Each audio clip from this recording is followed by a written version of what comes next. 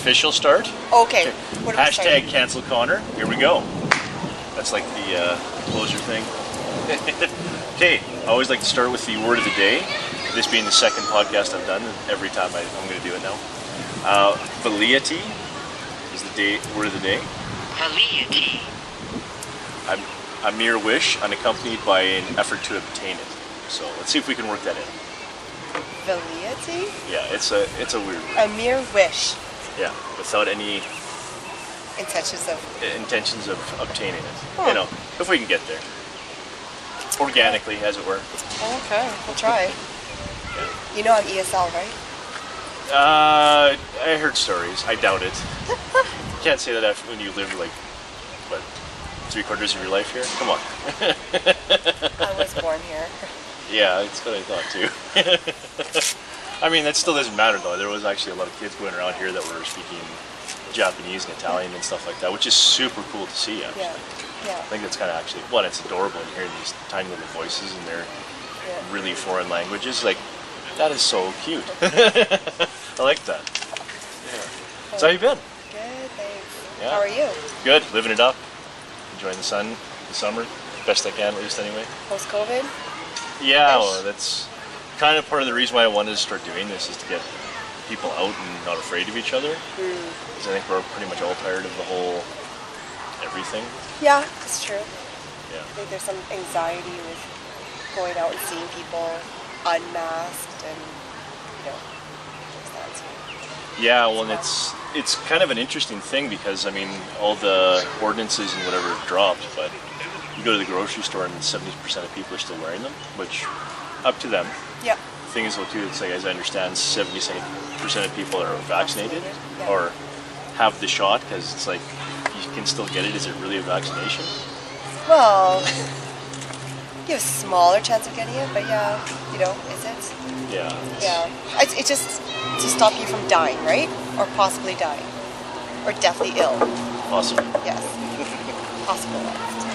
Yeah, that's, well, and I understand that part of it is for, like you're, well, by a very few degrees, like you and I probably see people, then they see people, and within a week, like, you come in contact within, we could say like a few degrees of separation, like up to 10,000 people, especially because you have kids, so you're kind of everywhere all the time too, right? So, yeah, so I get it. I mean, it can spread fast enough, but it's like, well, is it science? Well, science says, and it's like, well, there's a lot of back and forth in that too, right? Yes, so. there is. I think there's wonderful-ish, but there's, instilling paranoia and anxiety is a whole other issue too that I don't think is worth it. Yeah, that's kind of what I was thinking.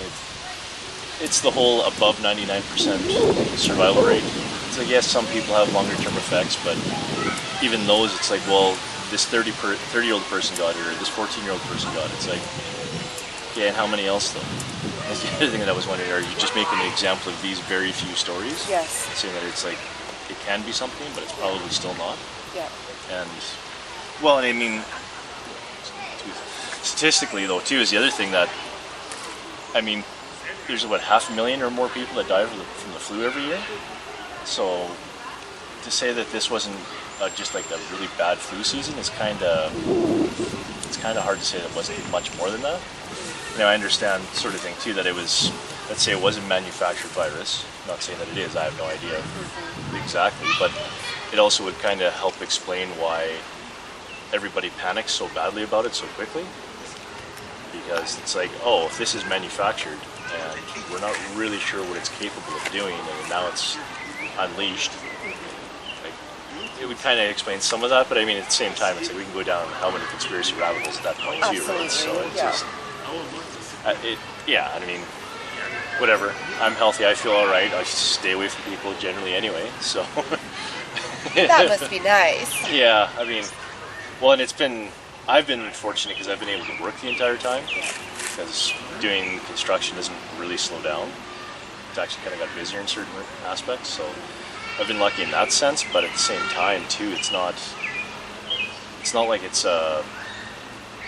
a huge hindrance for that many people, because even a lot of people that can work remotely, which has been nice too, where you have to be probably one of the first people that was vaccinated. We were kind of early on, but not. I think we were with the nurses. Yeah. But there were a lot of, I think, of course, the older guys and people with health conditions first, right? Yeah, that makes sense. And then us. What is it that you do exactly? I'm not sure either. I'm an optician by trade, but I'm more in management right now, so I just talk about managing stores. I don't do a lot of optician work that much anymore. Something you did, I'm guessing, at least 4 years of school for, though? Actually, for optician, you actually only need 2 years. Let me just think about that. Yeah, it's 2 years. Nice. Yeah. That was eyes were your thing? Or is it just because it's like, you have to be a doctor somehow? Like, be a doctor? I fell into it. So, in the optometry world, there's the opticians, there's the optometrists, and then ophthalmologists. So think about the ophthalmologists are like the surgeons, your optometrists are like your family doctors, and opticians are like the pharmacists. Oh, okay. Basically. That makes sense. Yeah, so, helping people see. Yeah, I think the only thing that I've actually knew of what direction your job even really was is that you had a couple of different pairs of glasses on. It's like, I think she's an eye doctor something, maybe? Yeah, So, yeah. So, no, Yeah. I'm not the doctor, I do the glasses part. Okay. Which is in itself is, Well, I don't even do that anymore now. I Yeah. don't know. just hang out and collect a paycheck. Basically. Tell people what to do. As with 3 offices, or I manage 3 offices, so it's more staff training and managing people and policies and babysitting. Yeah, that sounds like management, kind of, in any career. In any career, yeah. Well, I didn't know what to do. Yeah. Yeah. Or just, this person did this today, and I'm angry. Okay, Did you need a hug? yeah. And you would think, I have kids, as you know, obviously, and I feel like it's actually really helped me because I'm so much more patient after I've had kids. My empathy has definitely, it was non-existent before, let's be honest. Now I'm just so much more understanding of people for making mistakes or for being human, and that's all from my kids. But sometimes I feel like I'm talking to a 60-year-old like I do to my 4-year-old. The way that I speak to them, the way that I address things or problems, or we don't want to criticize too much because they may not take it well. So how can we approach it better, where they can actually hear and understand and try to work on themselves? Coaching. Yeah. There's a lot of The funny thing is too, like even putting people in like a timeout sort of thing like that, even you almost have to do that more with adults than you do with kids. more so, yeah, and at least, it's crazy how, I don't know. There's I think a lot of adults who are not very emotionally involved. It's very true. That's actually kind of becoming a very apparent thing, not just with age, but I think just as social media is a great indicator of that sort of thing too. But I think as bad as a lot of that kind of thing is, I think it's going to help grow as a society, because I think with the connection and being able to get in each other's faces about stuff, it also gives us the opportunity to say that, hey, I'm not okay. Yeah. And apparently I'm not alone, and that's okay though too. And that's okay. I do like where our world is going. I think generations before us. I mean, I talk to people, and regardless of what kind of cultural background we have, obviously my parents were immigrants, and I always kind of thought, well, maybe they're just different. But after talking to a bunch of different people, I realized, that generation, it's all about not showing your feelings. It's all about being tough, like men are men, You don't cry, you don't get upset, you don't do things. Nothing's hard. Get your shit done. And whereas nowadays it is all about saying, hey, I'm not doing well right now, and I'm not okay. Yeah, and it's a weird line to draw, because there are certain parts where it is like, okay, now you do need to suck it up and get to it. And that's not gender specific necessarily either, but there is definitely time where we need to be given a certain level of space and understanding of what it is that we have going on in our lives. And not everybody has a good day. I mean, we're arguably different people, not just when we hang out with different people or different groups, but I mean, you're well rested, well hydrated, sort of thing like that, as compared to being run down at the end of the week and tired and too much coffee. It's like, yeah, you're Captain Cranky Pants at that point. It's kind of hard to deal with people like that. I know, I'm definitely guilty of it. And it doesn't take much, but it's something similar like that too, where if you can be aware of it, is hugely helpful, I think. I think if you're aware of what you are, and maybe your own disposition, I mean, some people are naturally more positive people, and others are not, right? So you kind of have to know who you are. But I've always looked at it as like, even with, I say to my own kids too, you're allowed to be upset right now, of course. We're allowed to get hurt or cry, whatever it is. But now we have a choice. Feel what you feel, but do you want to ruin the rest of your day, the rest of your week? Based off that feeling, do you want it to set the tone for the rest of your day, or should we turn this around, or do you want to have a better day? It's up to you. It's really something only you can change, right? Yeah. Well, and usually with small kids especially, I mean, things happen, accidents happen, or even they intentionally get angry at each other. Oh, yeah. And there's crying, there's screaming and stuff like that. But usually when they're fairly young, it's 10 minutes later they're playing together again. Right. And we lose that at some point where there's more conniving and the anger stays because we're not dealing with it properly. And holding this grudge and just...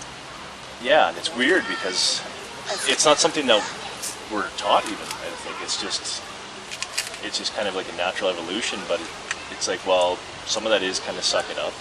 Some of that is like, well, you should be able to express yourself, but if you can't do that with compassion or some level of love and understand the intent of what's being said, yep, that's also just as much on you. It's like, I can't control your feelings, I can control mine. Yes. I should be able to, at least, anyways. I try, yeah. Yeah. But you can't control the other person. Yeah, exactly. Yeah. Well, and they even say that in the animal world. I was actually just watching a guy, one of the few biologists that's kind of trying to go against the whole survival of the fittest idea. And he's saying that, at least within groups of similar animals and tribes and stuff like that, or packs or flocks or whatever sort of thing like that, that almost every animal, regardless of species, has some level of reconciliation with each other. And you see it, and you see them trying to cuddle and hug each other or nuzzle up to each other, like whales, bears, birds.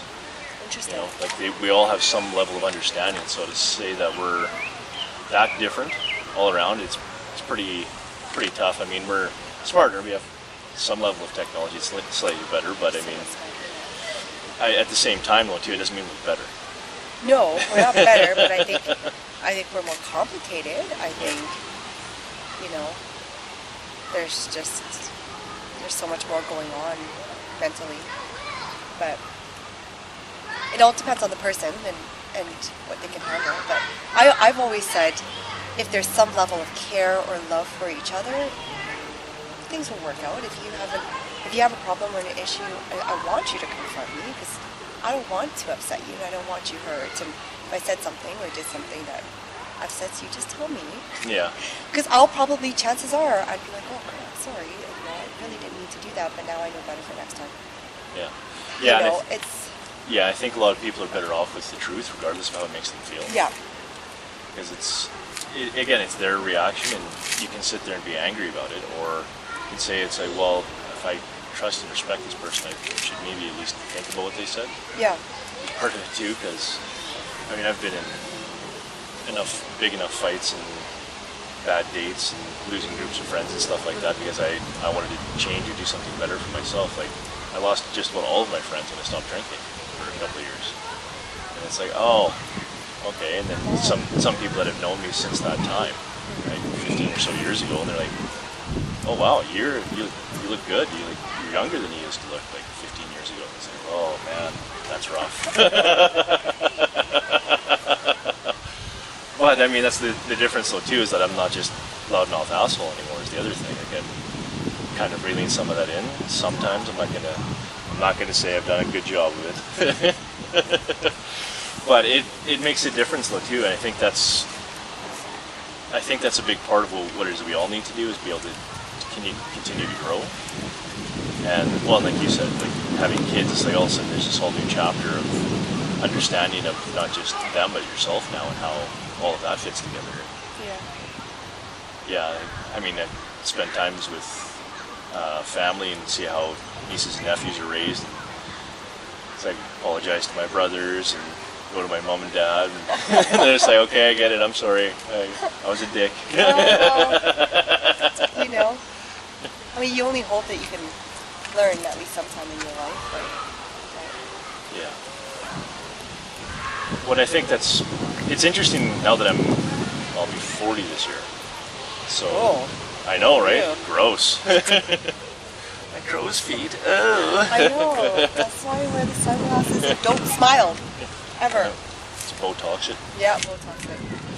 Yeah. No, it's interesting though, just as the decades change and the evolution of your body and its personality and stuff, and well, the whole idea of trying to get people somewhat into some level of fitness, because I finally realized that it's like, oh, I kind of am somewhat of a personal trainer when I'm not doing construction, because I have students of my own that I teach and train and stuff too, and it's awesome. But I also understand that how hard it is for me to stay motivated in shape, and that's actually part of the reason why I like doing the personal training stuff. But turning that into something else that gets other people motivated to do things, and it's tough, you know. And then you have another layer of toughness where it's like you're trying to raise and form children into like full human beings, sort of thing like that. That in itself has got to be difficult, because it's like, is there certain things that I say to them that I can't take back? Oh, for sure. 100% of the time. I've probably said dozens of things already, both 6 and 4. I've made tons of mistakes, and I only expect to make a heck of a lot more. Yeah, that's kind of the fun of the journey too, isn't it? It is what it is. Hey, I think there's no perfect anything out there. I don't think there's any perfect relationship. There's no perfect parents. There's no perfect child or perfect family, and perfect people, or even just a relationship between you and me or a friend. There's always going to be ups and downs and mistakes. If you want to I don't even want to call them that, because we're all just different. Yeah. Some people respond differently to the way we might approach something, and other people respond better to that, right? Like, everyone's just different. Yeah, well, for sure. So, I think that's a huge... Well... There's no right way to do this kind of stuff. Yeah, and I think that's a big part of of being human, I think, is the acceptance of the fact that we're all fallible. Absolutely. And well, to go back to the whole social media thing, I think it's a good thing that we're getting all of this out now, because the faster we kind of get over this hump of society being terrible to each other, like, the more we can all grow as a species. Yeah. Because I think that'll be a huge part of what helps us evolve into our next state, I think, is something that we can do to be better for everybody. Yeah. Is that we can really move forward and be better together. Yeah. And it takes time. Like, nothing comes quickly, and it's going to be ugly and messy, and it's likely going to get worse before it gets better. But I mean, at the same time though too, there's going to be a lot of growth, I think, that happens, and a lot of introspection. I'm hoping, at least, anyways. I mean, there'll still always be jerks, but no, there always will be. But I think for every jerk out there, there is that person trying to make a change for the better, and trying to spread that love. That's just, even me. If you talked to me 20 years ago, I don't give a crap about you or that guy or that guy. I don't care. Yeah. You know, but as I age, I'm also nearing somewhere around your age-ish. Sort of. But I found that, you know, it's just spreading positivity when I have positive thoughts. Like, I'm just going to say it. I'm going to say it out loud to you, and I'm going to project that onto you as well, because I want you to have a better day and a better life. And women especially, that's a whole other issue with women too, I feel. They're so critical of themselves. Social media definitely doesn't help. You know, these people, they're perfect skins and perfect bodies and seemingly perfect life and everything. I know some beautiful, smart, intelligent women who just, you know, criticize themselves, and they're just down on, oh, my belly or my cellulite or whatever. And I said, you know, I'm not friends with you because of your lack of cellulites or your lack of love handles. Do you know what I mean? That's not why I'm friends with you. I'm friends with you because you're an awesome person and you're intelligent, and I love being around you. You make me a better person. Right? Yeah. So why are we criticizing ourselves that much when we would never criticize other people in that way? Well, good people wouldn't, I would say. Yeah. Obviously, there's always those. Yeah. I mean, good. So for every one of those jerks, yeah, we kind of need to, I don't know, well, balance it out. Yeah, and I think the other part of it is too is that good is also a matter of perspective. Because that's the thing too. I mean, there's the person that is somewhat self-critical, but it's also what gives them the drive to do the things that they do, so they can stay in shape or so they can be productive or whatever. Mm-hmm. I know I'm lazy. I'm very lazy, but it's like by nature, but it's I still want to be able to do things and live a life and enjoy things. So it's like, well, nobody's going to do this for me. Yeah. And if I don't do them, I don't feel good necessarily either. I mean, I can sit around watching TV and playing games and stuff all the time too, but it's like, it's not fulfilling. Yeah. You know, I like being able to look back on my photos and stuff like that in my phone or whatever, and oh yeah, I did a bunch of stuff, or you know, building new social accounts and stuff like that to have more conversations with people, because same thing. I mean, I don't have to be here, right? Yeah. You don't have to be here. Yeah. But that's the other part too, is that it's like, it's enjoyable to have connection with people, that it's important, and it's not a big thing, really. I mean, it takes planning and stuff like that, but to give somebody an hour or two of your time and enjoy some level of intelligent, helpful conversation, or even dick and fart jokes for an hour and a half, like, who cares, right? But as long as you're enjoying, still funny. Well, exactly, right? You're still having fun, right? You're not sitting there to run people down because they're sitting at home not knowing what to do with themselves. And I think, well, in my experience, and I definitely know there's a difference between anxiety, depression, clinical depression, manic depression, or bipolarism and stuff like that. Like, there's definitely people that need different types of help, but more often than not, like, a lot of depression is really selfish, because all you're doing is thinking about yourself. Poor me, or why is nobody like me, or whatever. Phones work two ways. We can all reach out to other people, and you know, like, sure, you'll get no's 10 times out of 10 a lot of days, but the once in a while it does happen where somebody says yes and you go hang out. It's like, all of a sudden, oh, now I can tell my significant other or a family member that I got to hang out with this person or whatever. Then all of a sudden it's like, well, I'll do that a few times a week, you know. It's like, sure, I'm going to still get 9 or 10 no's, but it's like, if I'm asking 20, 30, 50 people, all of a sudden now I'm starting to grow my circle, because it's like, well, how many people should I know? Do I have activities? Yes, that's true. And you're talking about movements and things. The one thing I think that's hard with depression, and not to say I'm not prone to depression or anxiety at all. I have to say COVID has kind of given me a taste of it, where I could at least feel some kind of sympathy for people who do really have depression issues. But my one girlfriend was prone to depression. She's a childhood friend of mine. So you would think, we've known each other for over 30 years. She never reaches out. And I'm not one to normally reach out to people very much either. And we make a point of trying to.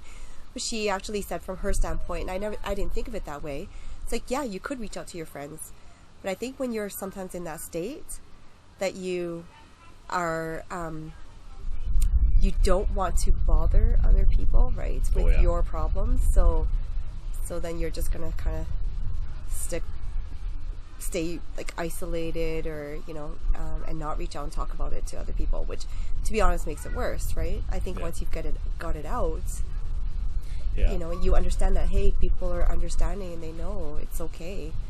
Yeah, you'd feel so much better. But and to your point too, most people are good people, and if they're not, then you're not going to really be friends to you anyways, right? So and that's what I found too with a lot of my issues and my history and stuff like that, because I have my own family problems. I'm sure everybody does, but they start telling people like why I'm feeling certain ways, or I check into myself and I think about what it is I'm feeling and why I'm feeling that way about certain things, and I start to understand. It's like, oh right, again, I'm not the only one that has these issues, and more often than not, people are, they're not afraid of you having feelings. No, a lot of the time, which not at all. Which was a lot of the time when I'm sitting at home alone, falling back into drugs and alcohol, sort of thing like that. It was me kind of getting that instant gratification. But it's like, well, nobody really understands or whatever. It's like, well, because you don't talk to them about it. And I think that's been a big thing. And like you say, I mean, you're not as prone to it, but still, as a woman, things are definitely different because you're a mother now as well, sort of thing too. So it's like, well, you have to have all the answers. Well, inaccurate. Well, and I mean, if you know me at all, like, I don't strive to have to prove myself to anybody. So I have no problem saying I don't know to anything, to everything, at home, with my kids, at work. Like, I constantly getting, as you can see, getting calls and messages, and they're always looking to me for answers, and like, I don't know. Figure it out. Figure it out yourself.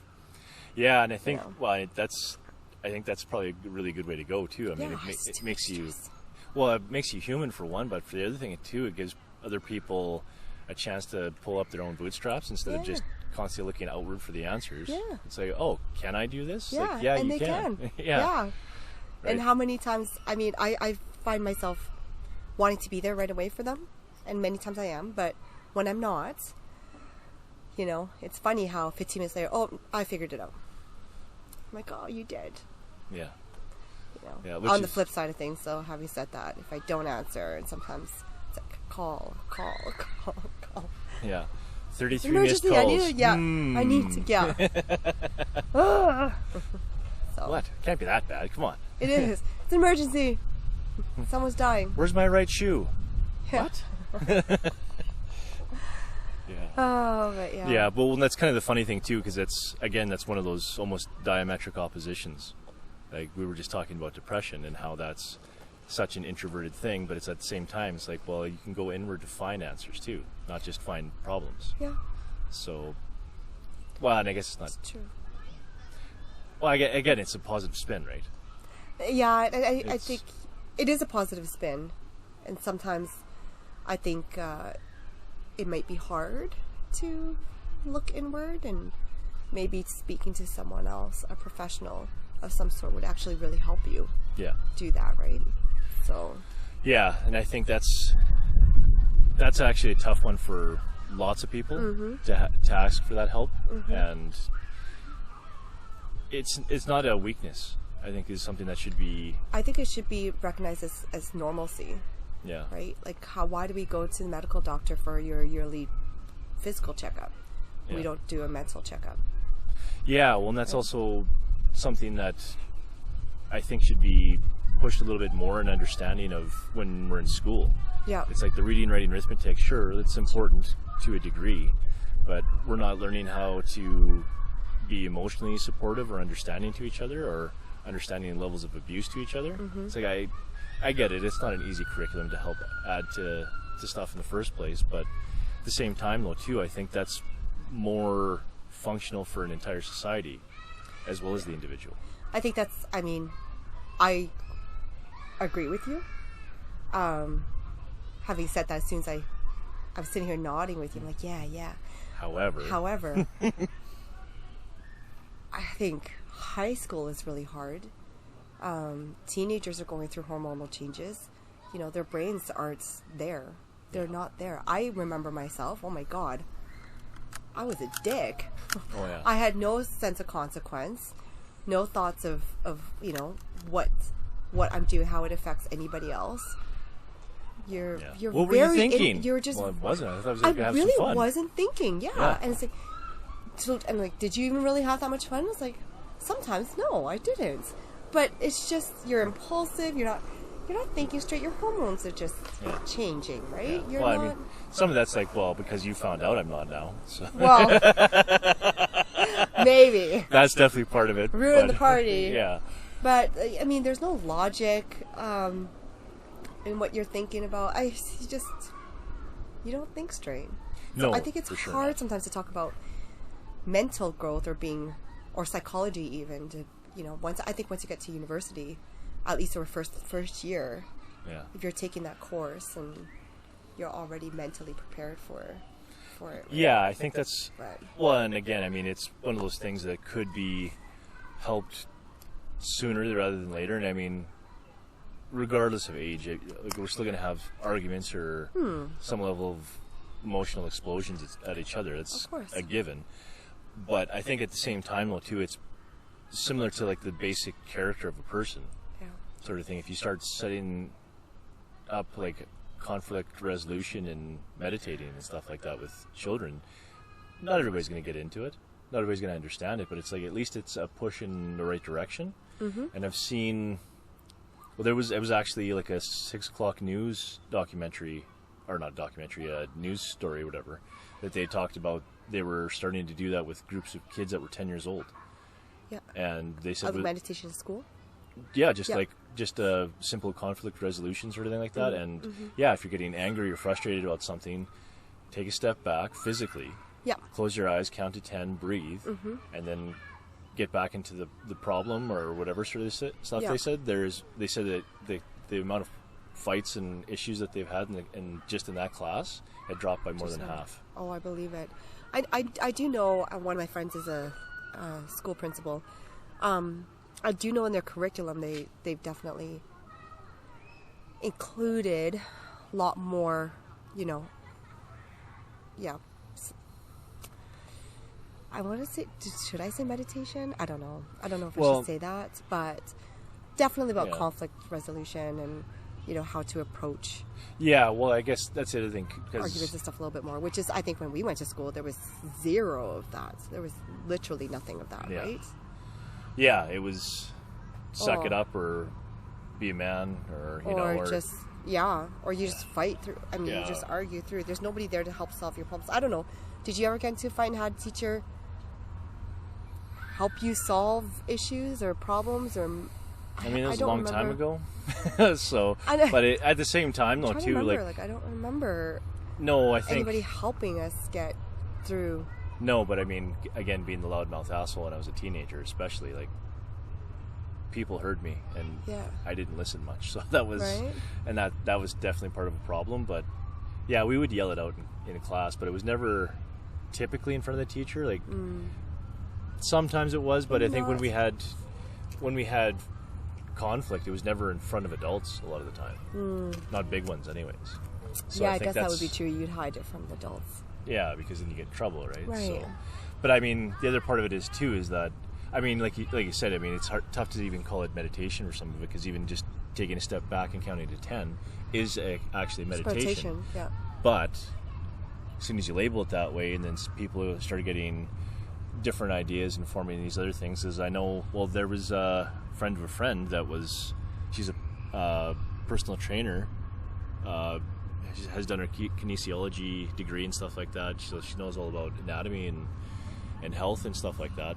Thinks martial arts is a joke, thinks meditation's a joke. Oh, wow. Like, things like, has no respect for yoga or anything.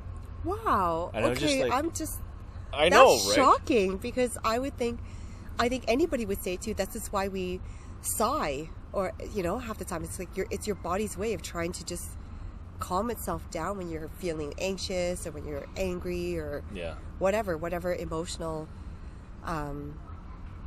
triggered state you might be in, right? There is a way, it calms you down. I truly believe that breath and breathing calms you down 100%.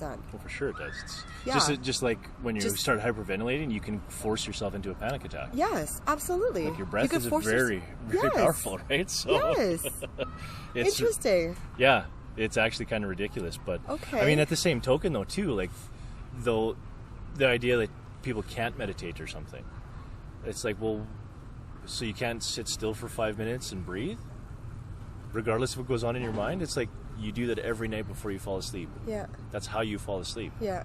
You may not realize that's what you're doing, but that's everybody meditates every day. Yeah.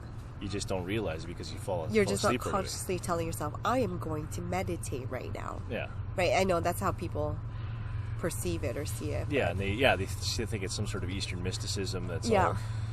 all, floofy bullshit sort of thing like that. And it's like, well, if it was, it wouldn't be around for thousands of years. Like, Yeah, it's true. And, at the same time, it's like, okay, well, I can understand that you're ignorant to it because you're not exposed to the idea of it or even... And that's why sometimes I don't even like saying the word meditation. As you can see, like I hesitate Yeah. before saying it because I think there is a stigma attached to the word, but it really does work, right? But I mean, we're just saying that from experience. Yeah, I guess well, anybody who... I think I was also myself naive with it because I was under the impression that meditation was one thing. And it's not. No. There's so many different versions of meditation where you can just be quiet, closed eyes, sort of thing like that. You can be moving meditation. You can do it, during a hike or something like that, or while you work and you're actually focusing on what it is that you're doing with intentional motion. I mean, Grandmaster's taking us out to do all kinds of stuff on the river and like make us run, 5K up a mountain and do a bunch of stuff, and then say, okay, I'm going to teach you how to drink water now. It's like, okay, and then you start to realize that there's so many different ways of thinking about like putting intentional thought and mindfulness into what it is that you're doing. That's what meditation is, yeah. Yeah, right. Yeah. So and that's, I mean, there's been days where I was in Medicine Hat doing commercial construction kind of work. We were building a massive addition on old folks' home, and 2 days straight I was just very conscious of my emotions and understanding like what the efficient way to do things were. Every time my mind started going somewhere negative, I'd force it into a positive place or start thinking of different things. It was tiring. I was going to say, that's tiring. It was very tiring. But at the same token, though, too, it's like those 2 days actually brought the rest of my week up. And even when I wasn't trying, like the rest of the week was actually quite a bit easier. Oh, So there you go. it doesn't have to be a consistent thing, and that was definitely very testing. Like I was going to the gym or whatever, and those days I just went for a swim, kind of. I kind of just lazed in the pool and then went and got some food and crashed out. And it's like, yeah, that was already a full day. That was double work all day, basically. Yeah. So, but it was good. I mean, that's the thing too. It's like, well, like anything, like I was saying, the idea if we can start with that, planting that seed with children. Definitely not trying to tell you how to raise your kids. Please understand that. But at the same time, I feel judged. But at the same time, though, too, I mean, especially because I'm not a parent, I fucking hate saying some of these things sometimes because it's like I don't want to come off as preachy. But I mean, at the same time, though, too, it's proven methods of how things go, and it's something small where it just has a simple conflict resolution. And then as it grows, then they start getting more interested in things themselves, or they understand things better, and all of a sudden turns into something where they see a conflict sort of thing like that, and they're like, hey, what's going on, guys? Can we all just take a breath and talk about this? And all of a sudden now everybody's becoming more a part of it, and it's a positive infection, basically. Oh, yeah, I hope. Yeah. You can hope. I think I see children to be really mean. Yes. Right? Could you imagine? I could see my daughter, like, her being one to, if you get two angry people or emotionally triggered kids, and if she comes in and says something, hey, can we just take a breath and talk about it? They're just going to turn around and lash out on her, right? Yeah. So I do have to think about it a little bit further too, and go, okay, well, how would we handle that? Because that's honestly what I see. Yeah. Oh, and already. I do that age. as an adult. It's like somebody calls me out on it. Sometimes it makes me more angry. Yeah. Sometimes it fully changes my perspective. It's like, oh, I'm being an asshole, aren't I? I'm sorry. Yeah. So, but that's the thing though too, is like, yeah, when I'm overly tired and feeling like Captain Cranky Pants that day, it's just like, it's really hard to be, you know, happy or judgmental, and sometimes like you just have to go through it. Like you can't just turn it off. You have to feel it, and I think that's what's key too. Like I remember, I'll never forget when I first started working in optical, and I was brand new. I was helping this guy, and he was being such a dick about his glasses, and he was asking for something that was just impossible to do. Okay, but I was young. I don't think I was confident enough to express that, hey, like what you're asking for is just like cannot be done. But he, you know, he slashed out at me. He's like, you just can't you're not gonna get rid of me like this, and you're not gonna get rid of me like, you know, I was 22, I think 23. It's pretty young. He walks out, and I am just pissed off. Like I am pissed off inside, and I didn't know what to do with myself. My manager is like, okay, just go to the back and just take a breath. Okay, like you just need a moment to calm down. Yeah. And then that's like, I wouldn't have taken that time for myself at all. She made me take that time.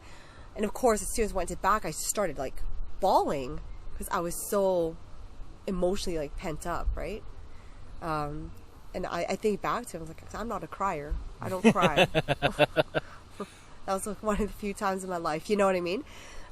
Thinking, oh my God, like if I did let myself let go, how much more would I cry in my life? Yeah. They're like bottling up. Get back up there. Get in there. But I mean, it was like a 1 minute cry. I'm like, hey, calm and back at it, and you cool down for a second. But yeah, sometimes you just need to. Well, you're older now. I mean, something like that doesn't faze me anymore, right? So yeah, it is different. It's not the well, same. You cry for different reasons, though. I mean, probably still quite a bit less, but at the same time, though, too, it's not frustration or anger a lot of the time. And I've been I almost, while I'm yelling at somebody, I start crying almost when I'm at work. You're just because it's not, and they see it and they start getting like, well, they almost start getting jovial and want to start laughing at me, sort of thing like that. And it's just like, I'm crying because I want to beat the shit out of somebody. Yeah. And this is safer for everyone. Like, so, I am holding back. Yeah. Yeah. Yeah, and it's tough too because I don't want to be violent, and I'm not a violent person. It's never crossed my mind that I can't solve my problems without talking. Yeah. Partly because I was raised that way, and I had three older brothers, I should say. And yeah, like, and for me to be the one that's saying, it's like, oh, conflict resolution as a kid, sort of thing like that, I was the worst. I instigated most of that. Probably. A lot of that stuff that happened. So, I mean, I'm partly saying it because I know I would have benefited from it.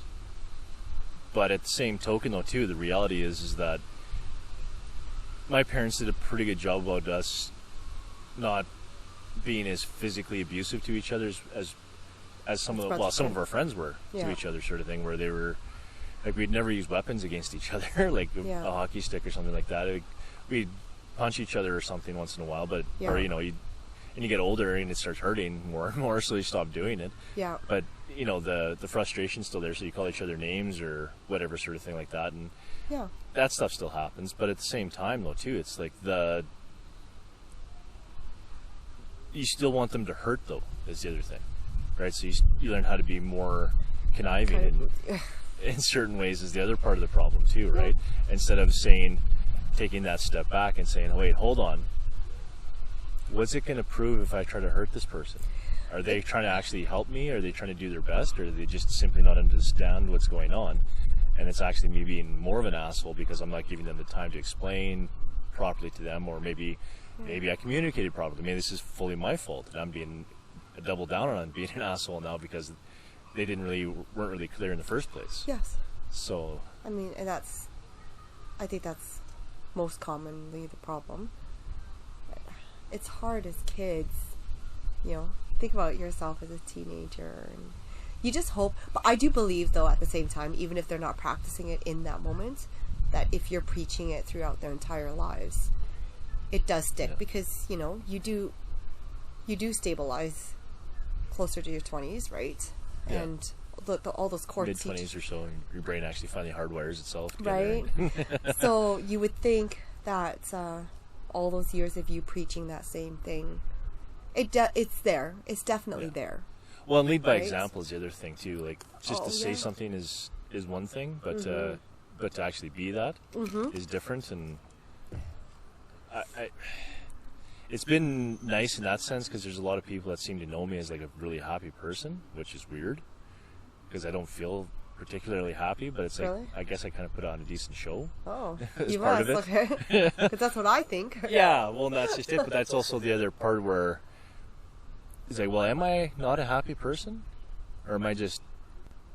There's actually like times that I enjoy spending with people because I'm somewhat of a social butterfly, and that actually makes me feel good. When I'm by myself, I don't necessarily feel bad, but it's like it's also a time to recharge and stuff. So that's not necessarily a down or depressed type thing either.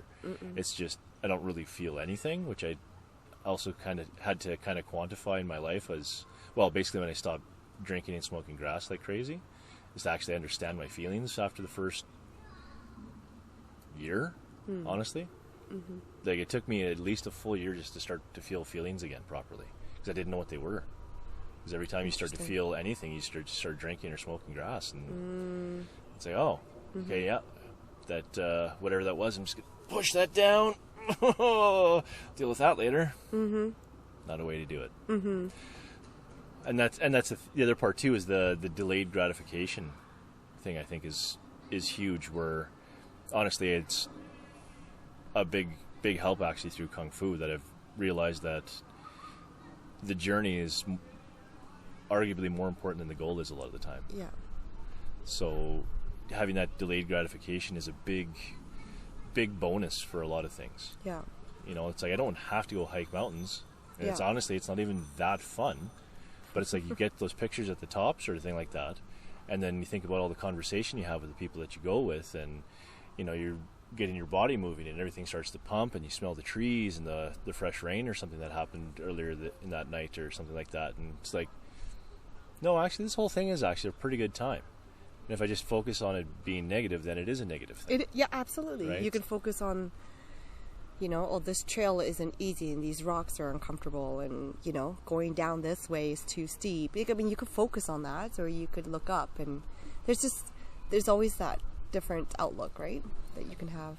Yeah, and that I think that's nice. Well, when I actually did go through a lot of my own family stuff too, I think that was a big help though too, is that when crisis hit, it was well again, it's the whole philosophy, like the Chinese philosophy, or the word actually, like crisis and opportunity is actually the same thing. Right? So it's like, well, is this actually a problem, or is this a chance for me to be a better person? And there's a far more to learn from your mistakes than there is from the things you do right. 100%. And I hit rock bottom at that point. So it's like, well, the nice thing is everything's up from here. It's like, and it was really hard to crack a smile at that point. Like, it was hard to look at myself in the mirror even. But at the same time though too, it's like, okay, I can do this, you know. And people would ask me how I was doing, and like, really good. It was a lie for a long time until it became the truth, because it's like, it was a mantra that I had, and it's like, well, how hard is life? You know, it's like, you're sober for a couple of years, like, your head's cleared up, your body's working better, like, I could eat anything I wanted. Even when I finally did start drinking or whatever, I'd have 2 beers and it would metabolize like in less than an hour. It was awesome. It was like, man, I feel like Superman almost. Like, arguably I'm healthier now than I've ever been. Yeah. And it feels great. Yeah. So it's like, oh, okay, yeah, right. Maybe I should just try to look on the positive side of things, sort of thing, and find that opportunity in every minor crisis that there is. Because I think that's the other part too, is where whole snowflake culture, like, everything's a crisis. Yeah, and I mean, because if you do look at it that way, you're able to handle these crises, if you're going to call it that, right? It's opportunities. Yeah. You'll be able to handle them so much better too, because it's just another opportunity. It's not a big deal, right? So, I mean, I have girls at my work sometimes who just when they make mistakes about whatever work mistakes you make. If I bring them up, I mean, there's certain ones I always say, I'm like, this is just an opportunity to learn. Like, this is going to be a really good lesson for you. It's great. Like, trust me, I've learned great lessons from mistakes. But the ones that focused on the negativity of the fact that they made a mistake just can't seem to grow the same as the other ones who did take those words and said, okay, I'm going to learn from this. Like, yeah, you're going to learn from this. Like, you'll learn. It's okay. Yeah. You're a smart cookie. It's all good. Yeah, and that's, right? I think that's a big help, though, too, when you become a teacher, educator, mother, whatever sort of thing. Yeah. That you're willing to see the bigger picture. Yeah. Is the other thing, instead of focusing on that. On that one minute detail of, It's hard. I don't know. Life is too short, and we're already so old as it is, Yeah. I mean, how many more years do you think you're talking about being the healthiest that you've been? To be honest, I had a friend the other day. He's also in his 40s. He's 43, 44. And he asked me, he said, how do you feel about yourself now compared to, when you were 20? Like, even just physically speaking, let's say. And I'm like, holy crap, I'm the hottest today than I've ever been in my entire life. Am I really, or is it just my mindset? You know what I mean? Am I just really confident in myself now? Am I just comfortable with what I am, who I am? I have, I feel healthy. So I'm kind of sick right now. But, I have wonderful kids, and I feel strong, and, and I'm not criticizing myself and my bodies for the things, for the imperfections that they have. But I'm like looking at it, I was like, I have strong legs that can do this all day long. I can, I can lift things that a lot of other women can't. It's just, you think yourself differently, you view yourself differently. So am I really harder than I was back then? No, probably not. But yeah, well, are you more comfortable? Yeah. Yeah. Well, you've probably also noticed that your world has grown. Like, I find that with every new lesson and stuff like that, and then you take time to look back, and it's like, I understand more and more of the world all the time. Yeah, that's true. Because, I mean, like a huge comparison being that, like, when you're 5, I mean, what do you have to worry about? Who are you going to play with? Like, what's going to be for lunch? Yeah, and you're, like, that one friend that you always play with, upsetting you that day, right? And and then it just slowly gets larger every time you learn and grow and understand more, and then have more empathy for everybody. And it gets to be, that's always the funny thing, too, where I regret a lot of the stuff that I said when I was in my 20s and younger. And me too. It's like, I'm really glad social media wasn't what it is now, because oh my god, boy, I'd have a lot of regrets. I have them anyways. It's just it's not recorded as well. It's not recorded. It's not written down and going to haunt you. And that's the other thing too with these kids. I have some friends with older kids, 14, 15-year-olds, and they said, be very careful. This stuff is out there, right? And people can find you. She's actually a career, she's like a resume writer. I should give her a little bit more credits with what she does. But talking about like helping people find their careers and write resumes and things like that. And she's like, people can search a lot about you, online. So you want to be careful how you portray yourself on social media. Right? Yeah, too. But I think that, with that said, though, too, I think that's where the whole reconciliation thing needs to come back. Because there's no such thing as forgiveness anymore either, it seems like. Yeah, that's true, too. And it's tough because, should anybody be judged by their single worst action? Of course not. I don't think so. Of course not. I think there should be a little bit more compassion in the world. It's like, well, and especially if it's something that was bad enough that they feel bad about it. Mm-hmm. It's not like the rest of us pointing the finger at them isn't going to make it help or whatever. It's true, and we've all done something that we've regretted, right? Yeah. Everyone has. Everyone said or done something. Yeah. Right? That doesn't define who you are, but it's, I don't know, social media is brutal, I think. Yeah, well, and there is no forgiveness on it because there's people's lives are being ruined because they had an opinion about something 10 years ago. Yeah. Oh, yeah, exactly. It's like, well, back then. I've had an evolved state of things. Yeah. I mean, and things change, and yeah, we've grown. I've well, that's grown. just it, and it's my opinions on things have changed, sort of thing too. But it's just like, well, what's acceptable? That line keeps changing too. So it's like, the older you get, it's like you kind of have a harder time changing what it is that you think.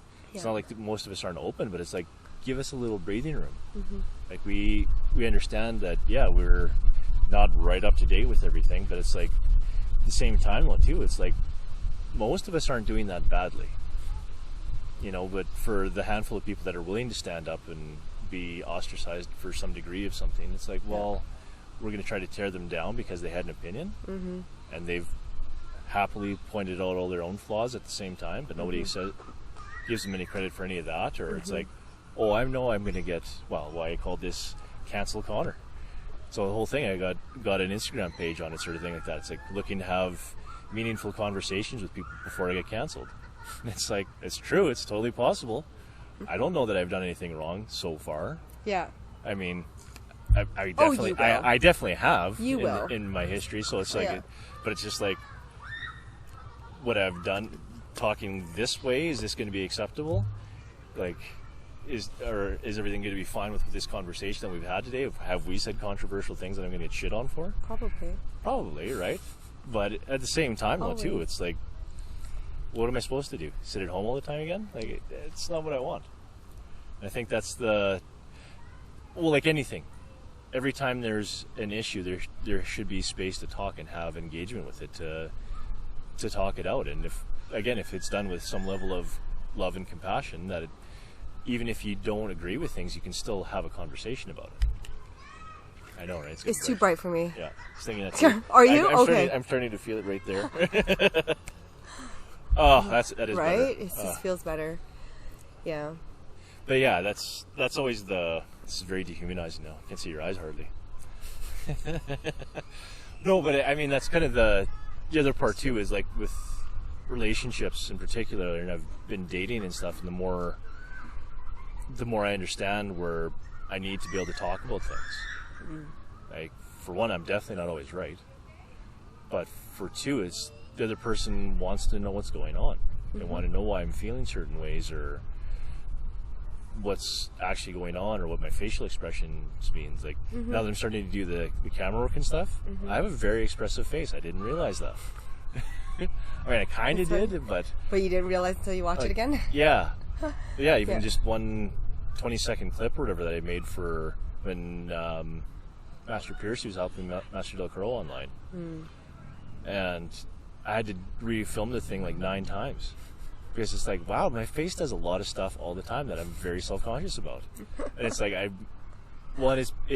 it's also because it's the expression that I'm trying to get across, sort of thing too, where I'm wanting to be all happy and positive, sort of thing like that, doing it the right way. So it's like the way you turn your eyebrows or look at the camera or whatever, sort of thing, it all matters. Or it does to me, at least. Anyways, maybe I'm over-judging myself, but that's kind of the other part. You too. are probably criticizing yourself. Yeah, I mean, more so than, yeah. Yeah, but I think that's what is a good thing about the whole social media thing, is that we're our own worst critics. Yeah. And it's good in that sense where these, hotshot teenagers and stuff like that will look back at some of the stuff that they posted when they're, 22 and like, oh, I can erase this, right? It's like, oh no, it's there forever. Somebody else already has this. It's there. Yeah, you're a Somebody meme. you saved it. Yeah. You downloaded it. It's all good. Yeah, you're a meme somewhere, Yeah. pal. So. Yeah, exactly. Oh my God, to be a meme. Yeah. Yeah. I mean, it's an interesting level of fame, but Like, if it's really funny, I'm in for it. But yeah. Well, and sometimes a lot of things, it's just like the expression on someone's face, and it's like when you're this or that sort of thing. Like yeah. that. Those are I'm okay with. Oh.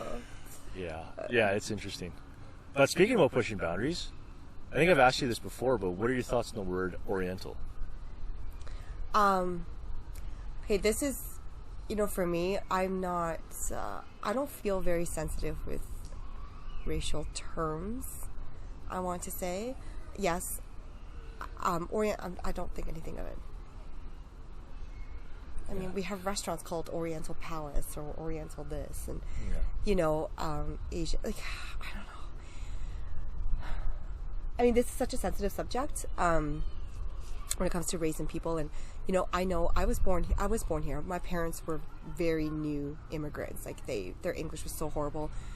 That's why a lot of the Canadians who did help them integrate actually suggested that they do not speak English to us at home because their English was just so horrible. And they're like, don't worry, your kids, we obviously live in an English-speaking country. They will naturally learn on their own anyways. Yeah. But I grew up very, very Asian. In our household, there's just like a very different culture. And going outside was just, you're day in, day out, it's just changing cultures every day, right? Yeah. That's kind of neat. It's different, right? So going to one of the first times going to a friend's house and like, this is what a white person's dinner is. That's what we used to say. It's like, this is what white people eat for dinner. Yeah. They don't eat. We have our rice and our meats and our vegetable dish every single night. Every night, right? That's our thing. Yeah.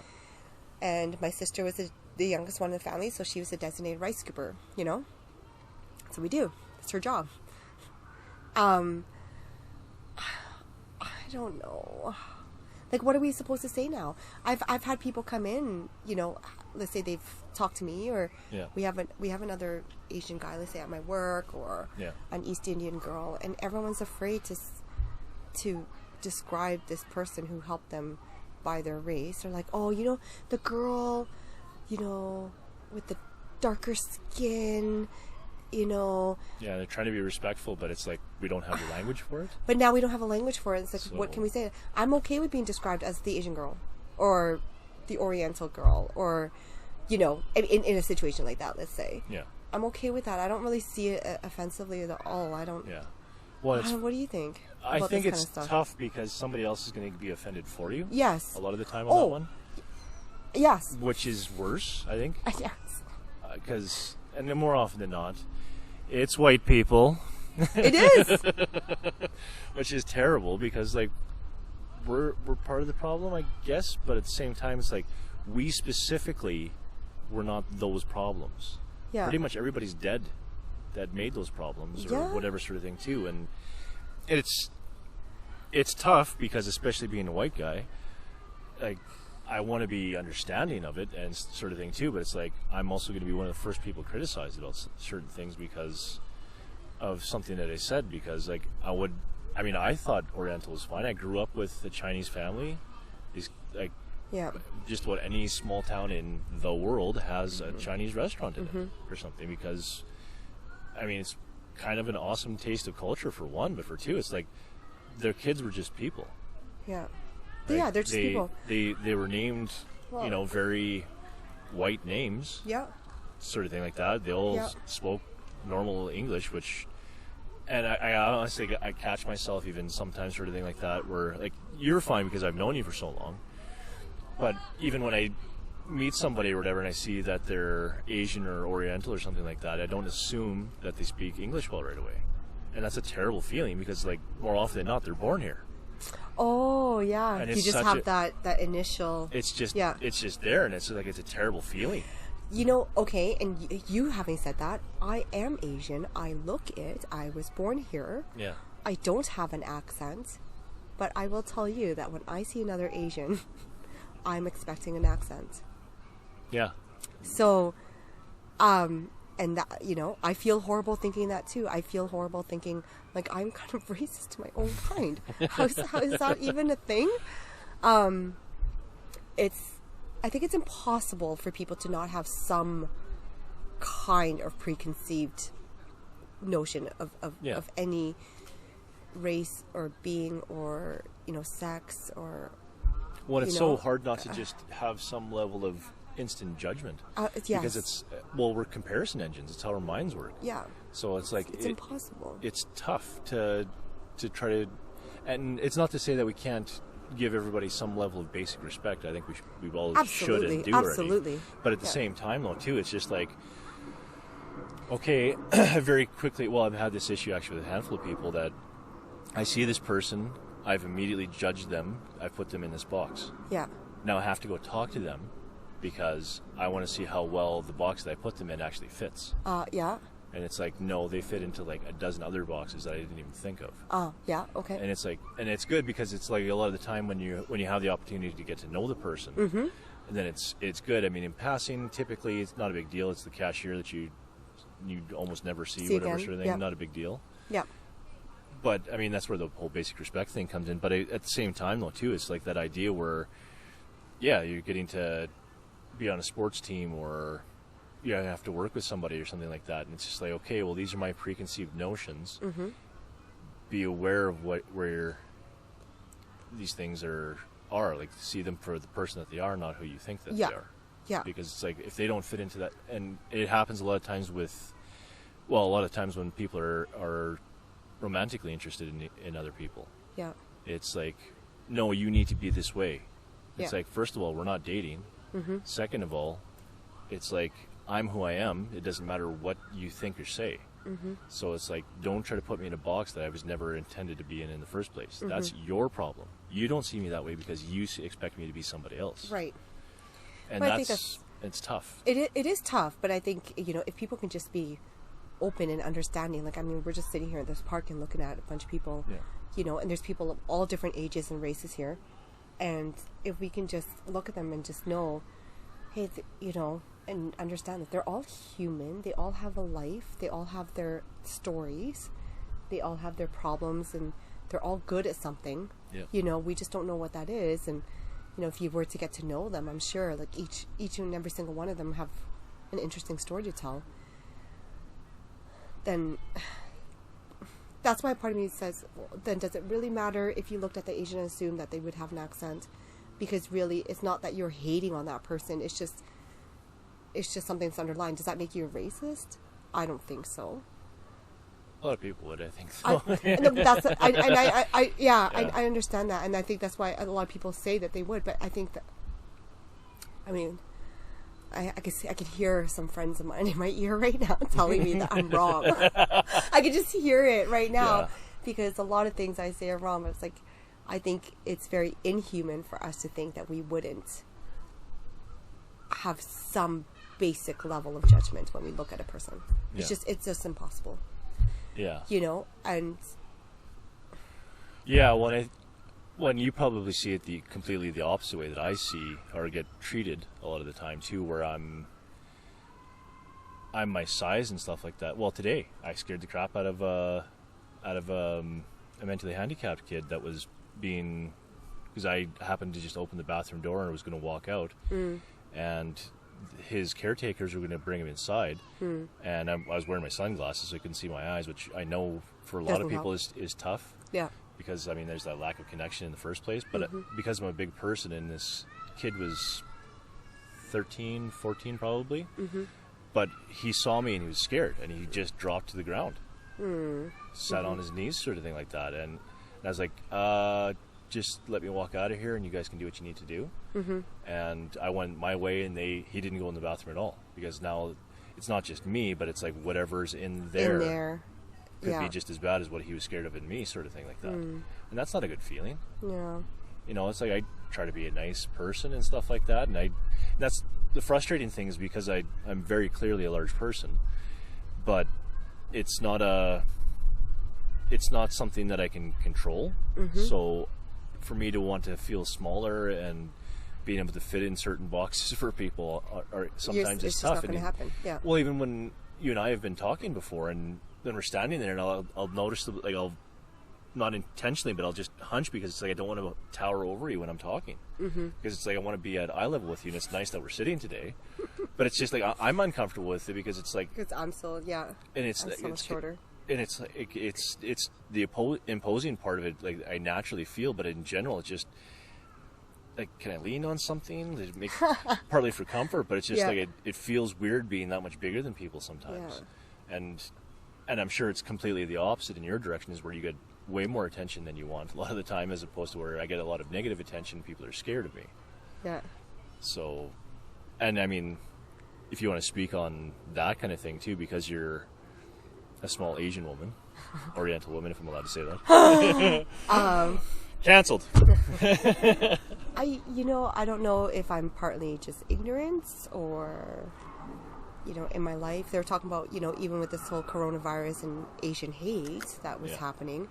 Some people and some friends had asked me if I noticed anything or if anybody's treated me differently, or I'm like, well, no, not me personally. I mean, I knew some friends who lived in the States that were actually scared, scared to go home and stuff. So I'm like, okay, that kind of sucks. I don't see myself as a colored person. I just feel like I'm just another person. When I'm walking down the street or anything like that, I don't feel that I'm getting a different kind of attention. So I'm not sure. I mean, as a child, I do remember in grade 1, specifically putting my hands down on the desk and just looking at the kids around me. At that time, I was one of the very, very, very few colored kids in that school at that time. But I would look and I just kind of wished that I was whiter, just to belong in them. But that was in my mind, such a short period of time. Yeah. Because you meet so many different. I mean, look at all these different people right now. Like I don't, you know what I mean? Like I don't see them as anything other than just human beings. Yeah. So, yeah. I'm shorter as a woman too, obviously. I can't say that.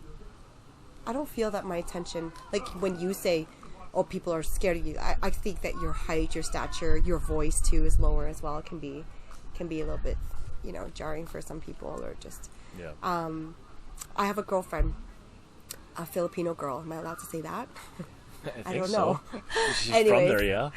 she's only about maybe 2 inches shorter than me. Okay. Maybe 30 pounds lighter though. She's quite small. She's very small in general. She's treated like a child. She's almost 40.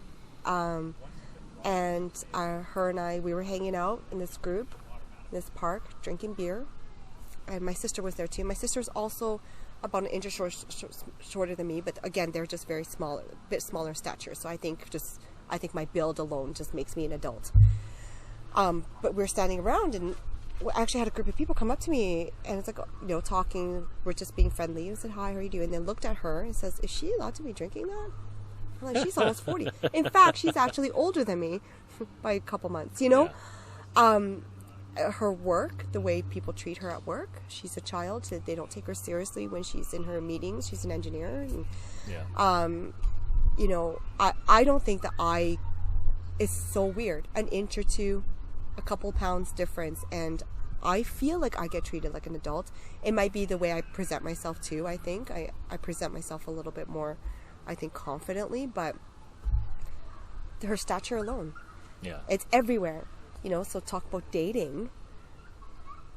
A lot of people can't get past that. She's just so small. Yeah. Right? A lot of guys. Yeah. Yeah, that's got to be a tough one too, because, well, especially if somebody's, say like my size, that's dating her, or. Yeah. Well, and. Yeah. I've had that too, where I'm dating somebody that's, a foot shorter than me, or whatever sort of thing like that, and I'm fine with it. And it's still the stature thing comes into play, and when we're talking or whatever sort of thing like that, and you find yourself shrinking I do the hunching sort of thing like that, or trying to make myself smaller in certain ways. Mm-hmm. But at the same time, though, too, that's kind of why they like me, is because I'm that much bigger than them. Yeah, that's actually same thing. Right? But you were to ask her criteria. It's like, gotta be 6 feet. I'm like, are you serious?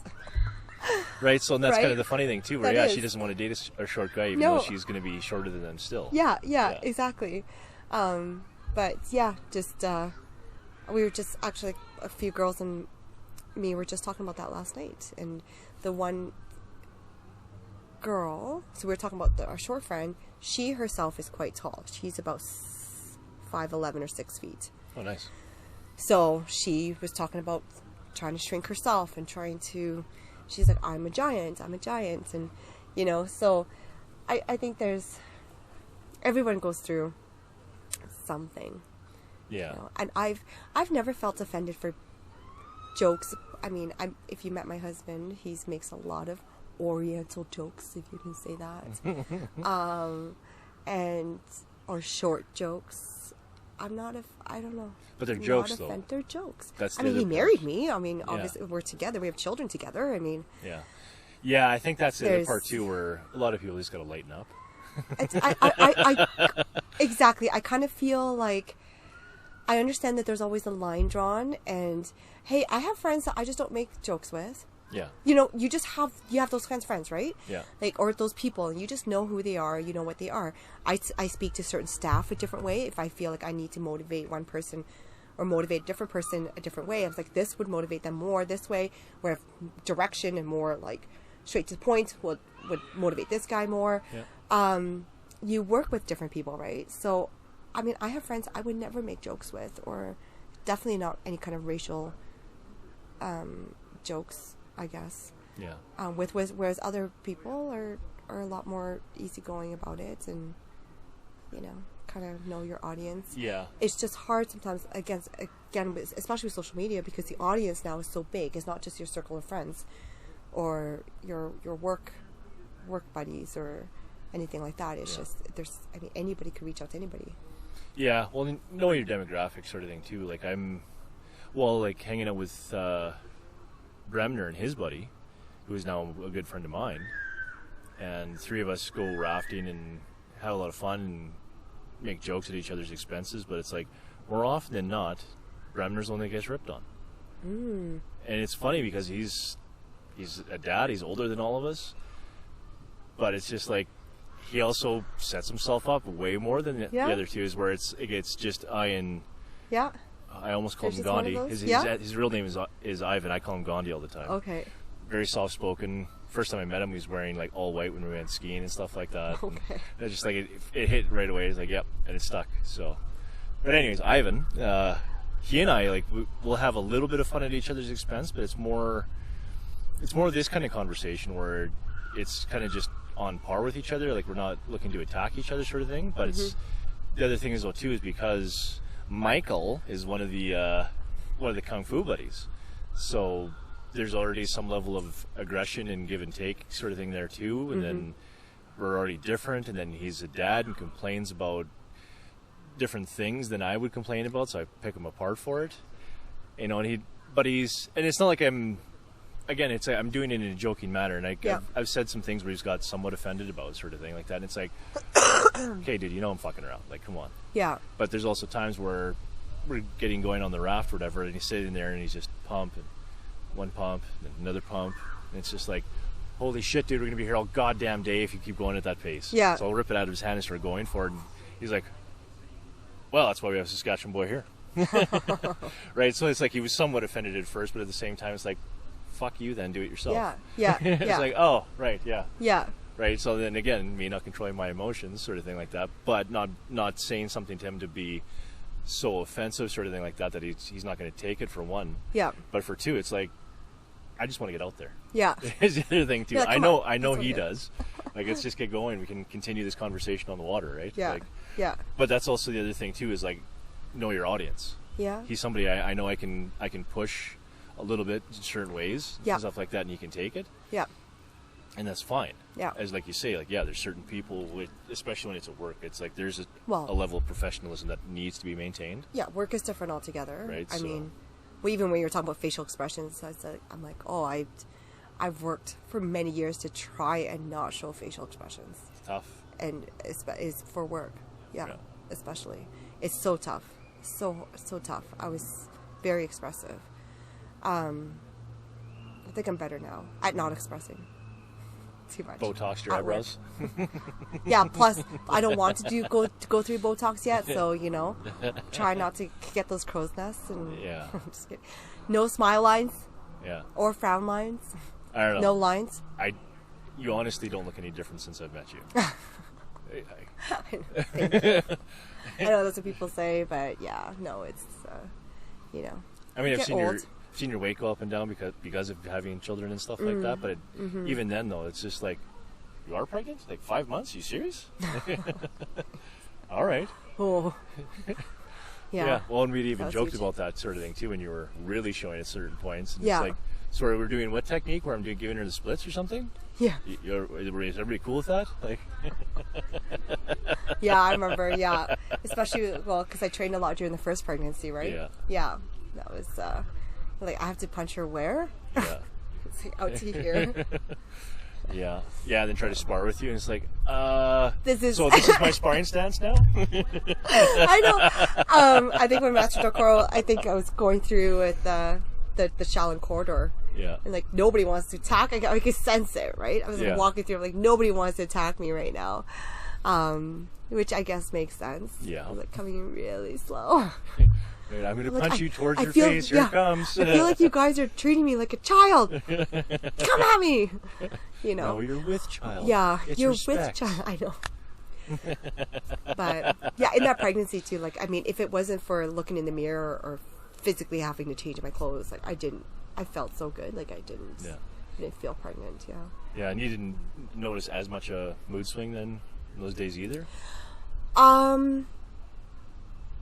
No, not during pregnancy so much for me. Should I But ask your husband this actually? you should ask him because I can confidently say that I was not bad. But after giving birth was actually, I think, the biggest hormonal changes for me. So like just randomly crying and like randomly getting upset over the smallest things. Yeah. I was like, holy crap, this is real. So then again, what I went through was fairly normal. But again, I had a taste of, oh man, what is postpartum depression like? This is probably what it is. Yeah. You know, I went through a couple of days of... Oh, that's not too bad then. no, it's really not. And that's why I can't complain. And I won't. Like physically incapable of complaining? I just don't feel that I have the right to. And, you know, Yeah. again, this is where I think a lot of people might say, yo, you do have the right to complain. Doesn't matter where you are. But, you know... Yeah, but you don't have the I've necessity had it so though either. easy. I've had it so easy that Yeah. I shouldn't. Yeah. Right? And again, I don't, yeah, you're right. It's not out of necessity. I don't want to. Yeah. I don't want to complain. No, I think that's where usually I've been getting better at it, like when I do get into those lower funks sort of thing like that, where I'm looking at my life all in the wrong ways, and it's like, wait. Just what I'm born with, like what I physically am, I'm better off than like half the population. Mm-hmm. You know, and it's not, Right. and it's not having gratitude. I don't like the idea of having gratitude by comparison. Right. I shouldn't be looking at it as just like, well, I'm better than half the population because I'm so tall or whatever sort of thing like that. That's a piss poor way to look at it. Right. But it's like, I am this person, so I should be making use of it. Yeah. And that's part of the reason why actually I did construction I still do construction. It's because it's like, I don't think my size would be useful in an office. Mm-hmm. So make use of that. Be happy with that choice. Mm-hmm. You know, and some of it gets frustrating and tough, but it's like I'm at the point now where I'm good at what I do. Mm-hmm. So it makes me happy now being able to do that work for people, and I'm good enough at it where I basically am word of mouth now, sort of That's thing too, where I awesome. don't really need to get ads out in the paper or whatever sort of thing. Not that anybody reads the paper anymore, but Yeah. Like, what? I know What it's does been that that mean? it's been that long since. What does that mean? Since you had to put an ad out? Yeah, so it's been kind of nice where there's those things, and that's where definitely where my size and stuff comes into play in a positive way, sort of thing like that. But same thing, like I've been at a grocery store and I'm going to grab detergent or something like that off the shelf, and I don't know, not intentionally trying to be quiet, but then walking up behind somebody and, you know, a woman your size or something like that sees me and just like, oh, it freaks out and pushes her cart, like runs away from me almost. It's like, oh, sorry, didn't mean to scare you, but these things happen. It is what it is, I guess. Yeah. Yeah. And I like, yeah, I will never judge. I remember meeting a friend's brother, and he was a big dude. He was a bouncer for a bar at that time. Yeah.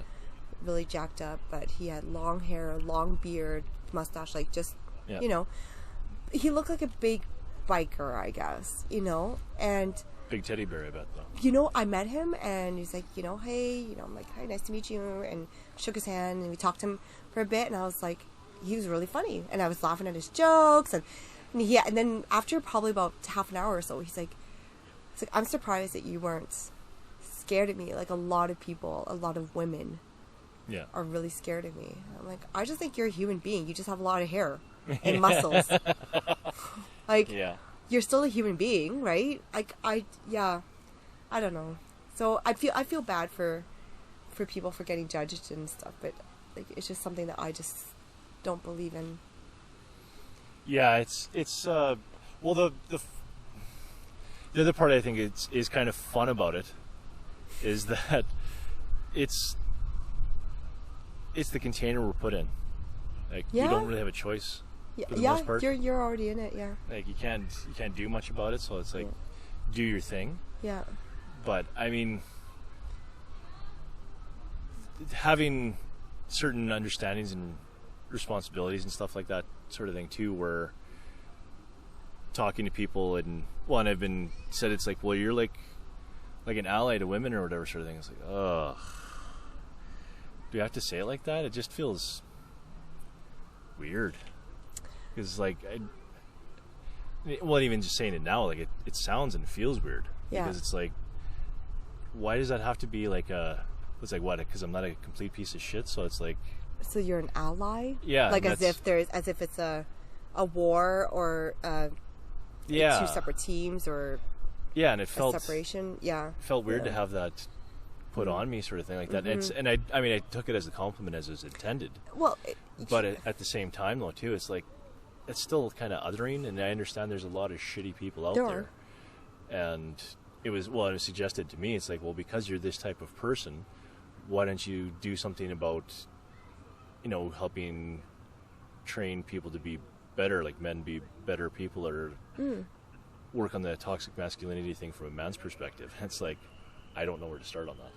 Mm-hmm. And it's like, if it's a man, the chances are it's like they kind of have to figure it out themselves. Mm-hmm. Because what are you going to tell a grown-up? Like... Yeah. I mean, I think it's hard. Like, I think a lot of men, if you want to talk about become better allies, usually it's probably because of someone close to them. Maybe like a sister or a wife or a daughter or a mom or something, where they can see women differently, or I not say differently, but at least as humans with some respect, I guess. Yeah. But yeah, because that's a tough one. Because that's definitely one thing I don't have to worry about is like walking down the street. Like, I'm definitely comfortable and don't really have like oblivious. Probably. Yeah. I'm so comfortable is where I know that you've talked about being probably more comfortable than you should be sometimes in certain situations. But I mean, at the same time, I tell my friends, I tell like all my girls, that we do have to be smart about where we are, what we're doing, how do we walk across the street, like be aware of things around you, know where the door is, know where the exit is. So even though I say that sometimes I feel like unsafe, I feel like it's already been ingrained in me so long that I even when I don't know where I am, I know my current situation, right? And I know how I got there, and I know, it's just a quick thought. Like, it's nothing. It's a quick thought of, oh, how could I get out of here? If I put my purse down, like, in what way am I putting my purse down?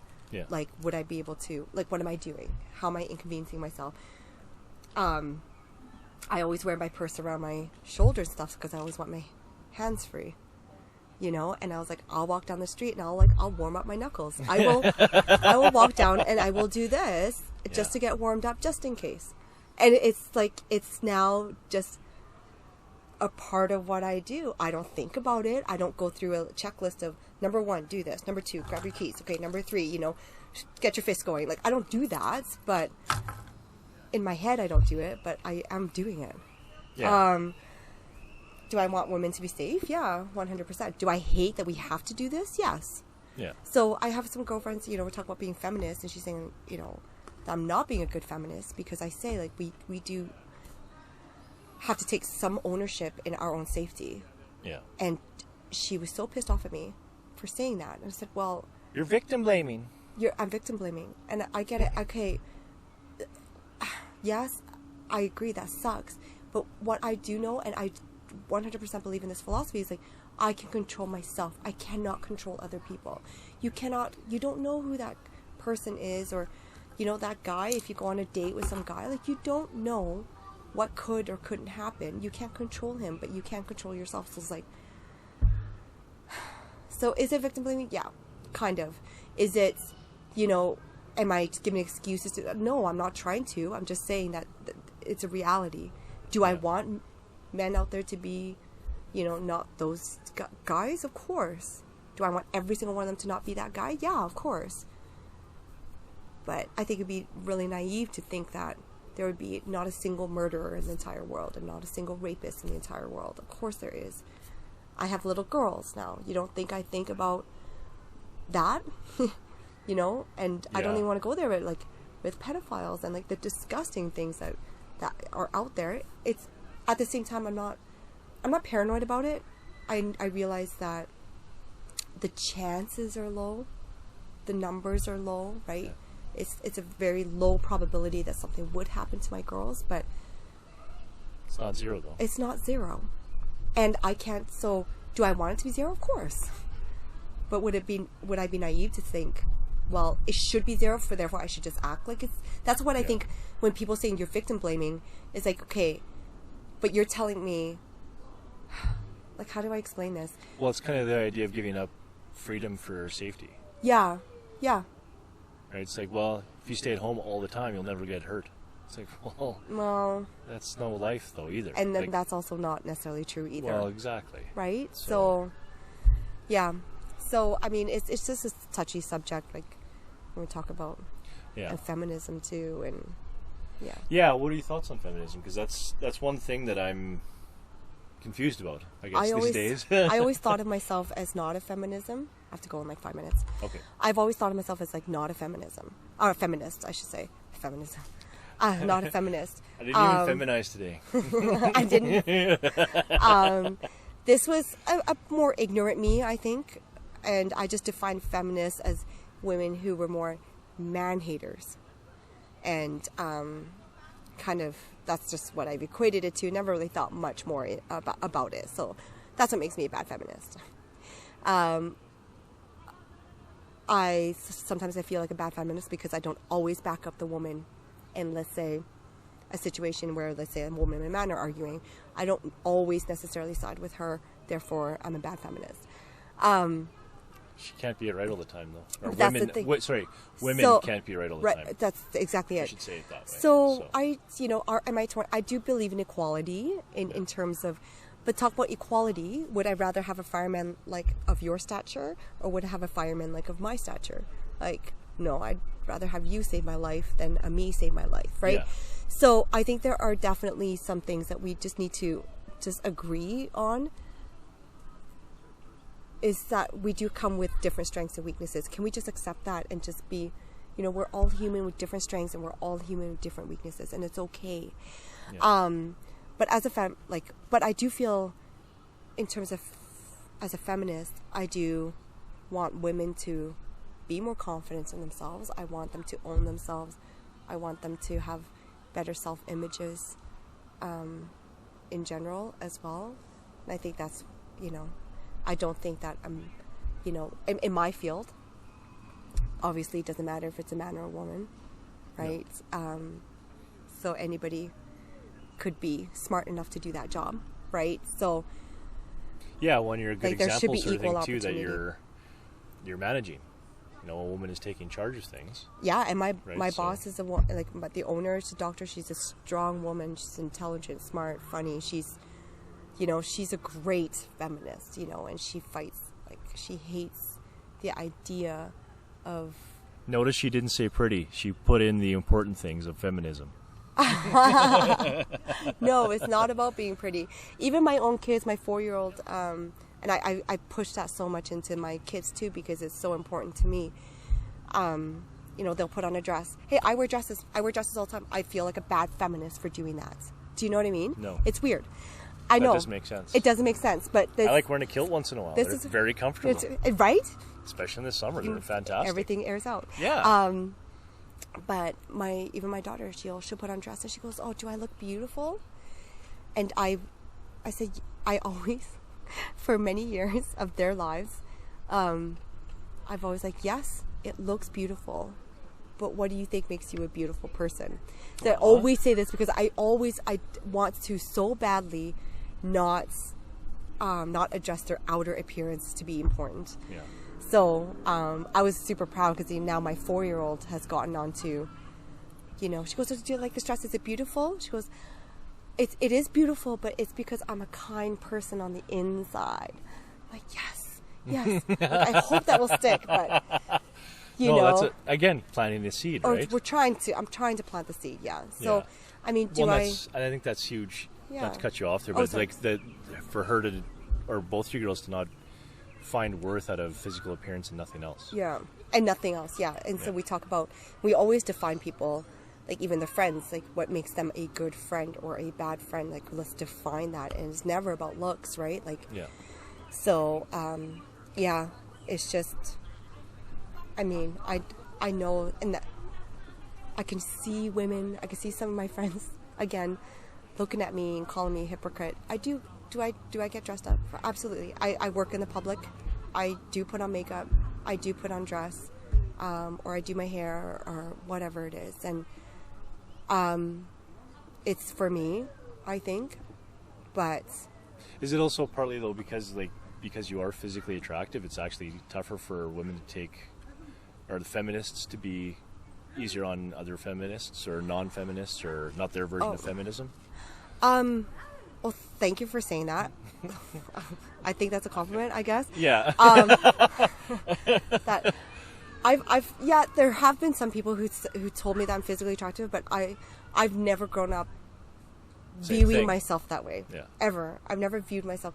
Like, I look at so many other girls who are like beautiful. I'm like, oh, she's so pretty and she's so hot, and I'm, short and colored and oriental. I'm kidding. So it is kind of weird for me, to be honest, like for people to call me attractive. And I'm almost 40 in a year and a bit. I feel like it's not, am I really, or is it just because I'm just more confident in myself now? Do you know? Well, like, when I first met you, just on physical appearance, I still would think that you're equally as attractive then. But because I'm, sapiosexual, attracted to intelligence? Oh, okay. Because I enjoy talking to you, I think you're far more attractive now because you're a full-rounded person. Mm. So that probably does play into it. But I think, like, physically, though, you haven't changed that much. I'd say that you're fairly similar to how you looked before, and you're still physically attractive. But again, it's not the way I quantify a person, though, either. Because, I mean, if you were a shitty person, you get real ugly really fast. Yeah, real fast, right? Yeah. So. Yeah.